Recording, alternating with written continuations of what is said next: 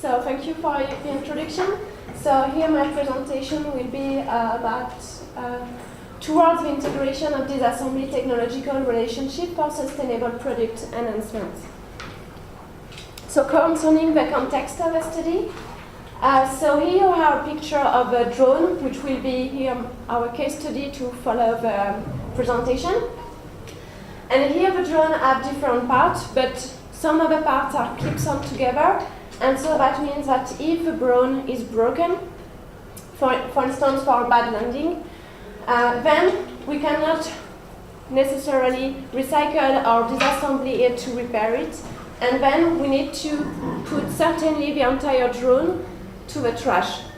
And that's what we want to try to avoid as much as possible. So this goes in the same direction as the European Union, as for instance in the automobile industry, the vehicle recycling rate is growing. So in 2006 it was only 80%, and now it's almost 95%. And even the French government goes in the same direction, as it was very recently. But 1 month ago, the French government proposes new idea to avoid as much as possible foreseen obsolescence and try to impose to industrial to make and to develop products which can be repaired during the use phase. So we try to go from a take, make and dispose society to a recycling one. So here I just present you a standard product life cycle. So nothing original here, so we begin with the different needs that the customer wants the product to answer, and then we design the product, we manufacture it, and then we have here the use phase, and sometimes we need to do some maintenance during the use phase. And at the end of life, so the EOL of a product, we have different processes. So here, for instance, we have a reuse or refurbishing processes. So in that case, the part can be reused as a second hand in a new product. We have a recycling process where we have some materials which could be reused later. And the disposal process, what we try to avoid as much as possible, because it means that we will put the parts into trash. And very often this process is done when we cannot reuse or recycle the different parts. So here how we focus our work is we try to integrate different constraints that we can have at the end of life of a product and to incorporate them at the design phase, and more precisely at the early design stages. So here we will not consider all the EOL constraints because there are so much constraints here, but we focus mainly on the disassembly process. Why? Because if we can disassemble the product, it means that we can separate the different parts, and then we can either reuse, refurbish or recycle the different parts individually. So here we focus on the disassembly process, and we try to incorporate the different constraints in the early design stages. So what I'm going to present you is preliminary research works in this domain. So this is just the preliminary work what we have done today, and this is our strategy for now. So we try to define kinematic pair and technological pair definition, and also to describe escalators which are related to the different definitions. So we were going to see that later. And that's the ... because of all the future work that we need to do later. So first, the kinematic pair definition. So what we have done is, I'm sure everybody know the revolute pair, but here we try to do it in considering the disassembly process. So instead of doing the revolute pair, we call it the reverse revolute pair. So here we have two parts, 1 and 2. They are connected in a revolute manner at step 1. Then part 2 is moving, and here at step 3 we have the two different parts which are completely disconnected. So this is a very simple vision of a reverse revolute pair. And what we have done is we have described this reverse revolute pair using theories, and in that case it's mirror topological theories. Mirror topology theories enable us to describe the different regions. So here it will be the part of the sub-assemblies of a product, and to describe them according how they are in contact.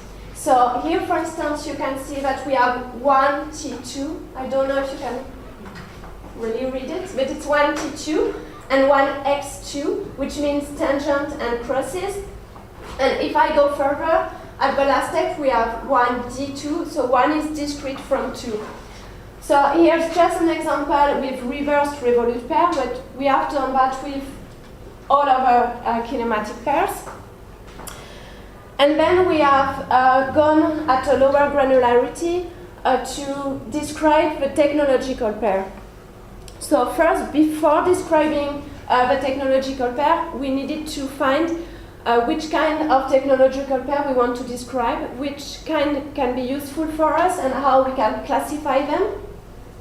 So we have described them depending if they are permanent or non-permanent assembly, and if they are with or without added part, and if at the end we will have a part destruction or a fastening destruction if we want to disassemble the product.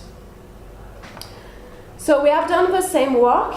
So here I'm just going to focus on two technological pairs to show you how we have processed. So we have a reverse mechanical fastening on the left here. So where we have two parts which are connected with a screw.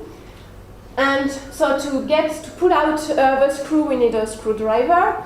And we have different stages here where we have the screw which is always in contact with the lower part and then with the upper part, and then the two parts are completely discrete.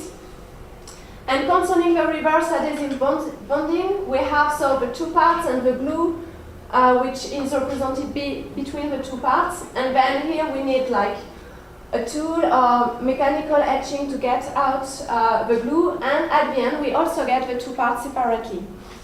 But so in that case, here we have no fastening destruction, but here we have the fastening destruction, as we can't reuse the glue later.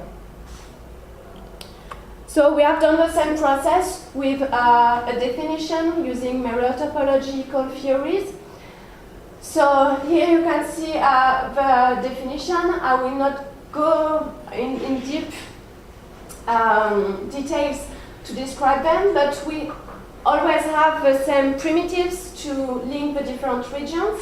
And we also add, so as you can see here, we have T1 here, which is what we call the skeletons.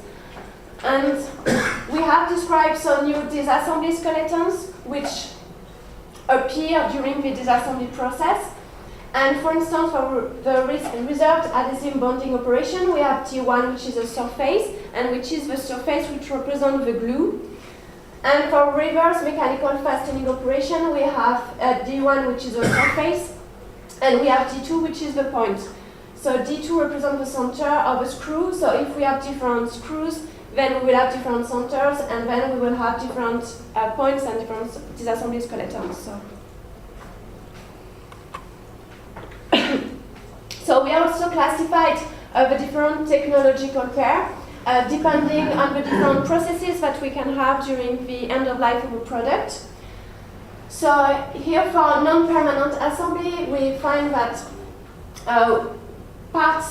non-permanent solution can be used for maintenance, reuse, refurbishing, and recycling. On the other side, we have for permanent assembly with part destruction, parts can only be recycled, because if we want to do some maintenance, as we have a part destruction, then we will need to integrate a new part which has been newly developed.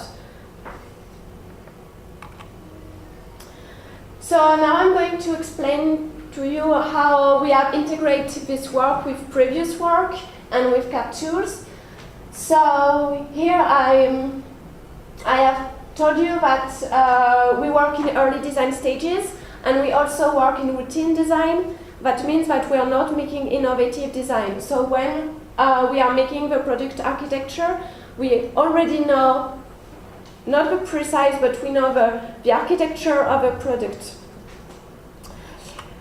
So this is a diagram of what we have, how we have integrated the work with CAD tools and with previous works. So here you can see in the rectangle is our previous work where we have already defined the assembly relationship and we generate different skeletons into CAD tools. So this has already been done in previous works, and what we wanted to do for this work is to integrate new constraints, but not for the assembly, but also for the disassembly process.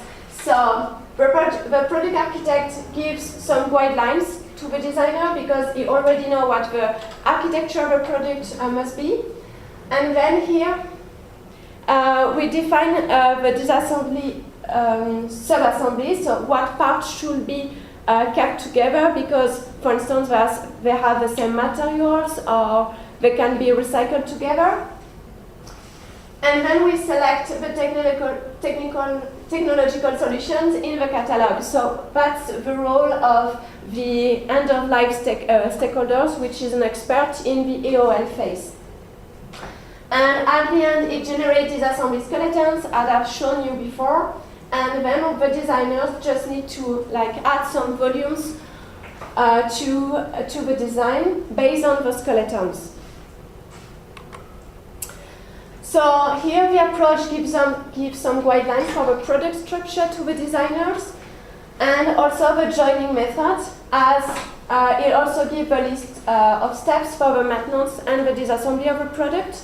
So this was not our first goal, but we have this information, so why don't use it? And also all the description that I've shown you of technological pair is hidden behind step 4 here. So it gives a formal meaning. So when we are speaking about, for instance, reversed adhesive bonding, when we know exactly what is behind and what are the different steps. So now I'm going to illustrate what I've told you with a case study. So here it's a very simple one where we want to design a part of a sustainable drone using the developed skeletons and also the catalog.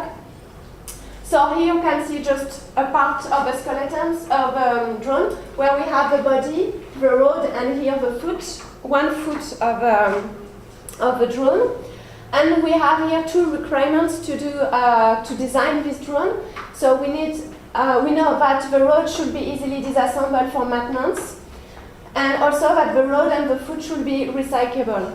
So these requirements came from, for instance, the different background or feedback that we get from the last version of this drone.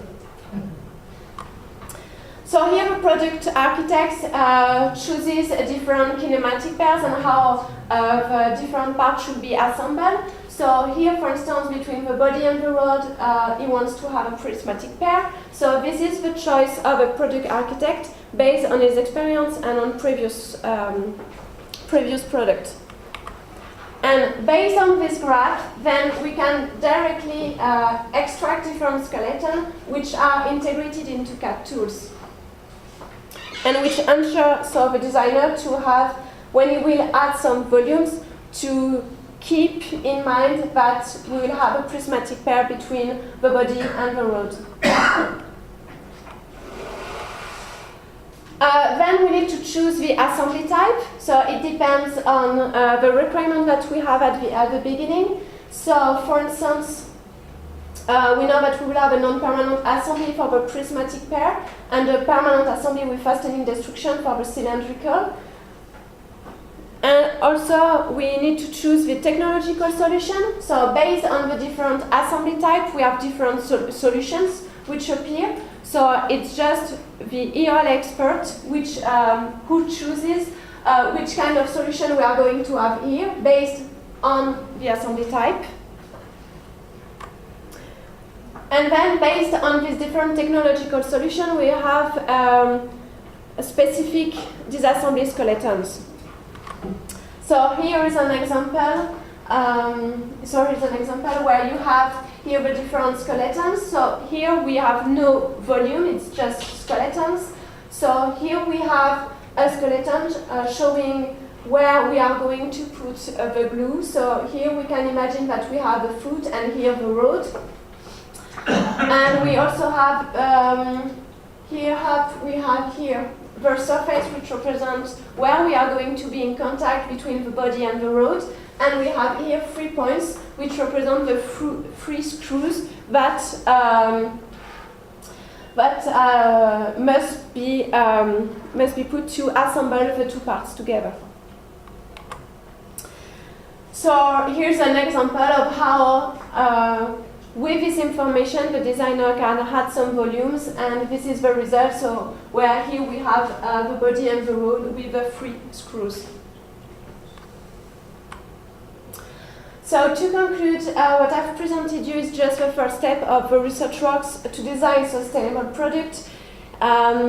It's sustainable product. We mean that we want to have a product which can be disassembled, and if we can disassemble it, then we can later reuse some parts or recycle some parts. We have made some formal definition about technological disassembly operation, and we have also made a catalog to select the appropriate solutions. Disassembly skeletons have been integrated into CAD tools, and we have some information on how parts must be disassembled during the maintenance or at the EOL phase. And so what we plan to do, because there is a lot to do after that, so one way where we would like to go is to integrate augmented reality tools to represent disassembly constraints and also visualize tools needed during the process. So unfortunately, we didn't have time to do that for the TMC conference, but maybe for later. And also to integrate information on which parts should be applied to disassemble the product. And the last but not least, to integrate other constraints related to the recycling process. Because here we mainly focus on the disassemble process, and we have so much constraints to add during the EOL phase. So thank you for your attention.